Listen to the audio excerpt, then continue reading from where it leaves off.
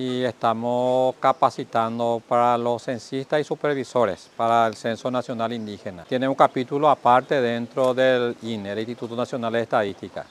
A partir de 2002 se está haciendo de manera diferenciada en comunidades indígenas para los 19 pueblos.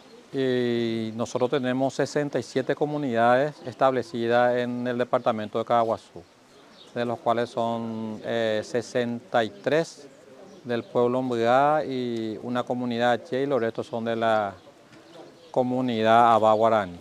Y realmente como Caaguazú territorialmente es grande, tiene mucha población indígena, más o menos como 10.000 indígenas están en el departamento, lo dividimos en 3 zonas.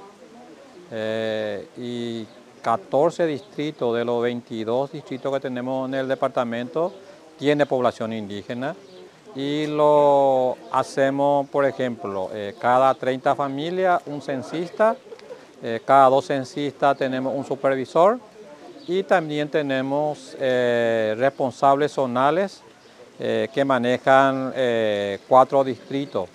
Cada responsable zonales, todos son indígenas, solamente somos 2 que no somos de indígenas, que somos paraguayos como ellos dicen.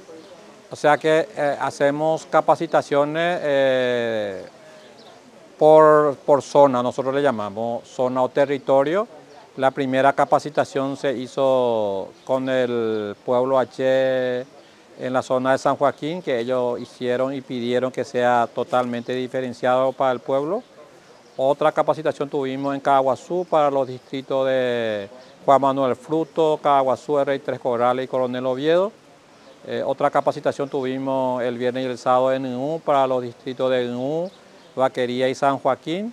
Y hoy terminamos con representantes del distrito de repatriación, J.W. Estigarribia, Raúl Arsenio Oviedo, Nueva Toledo y Mariscal López.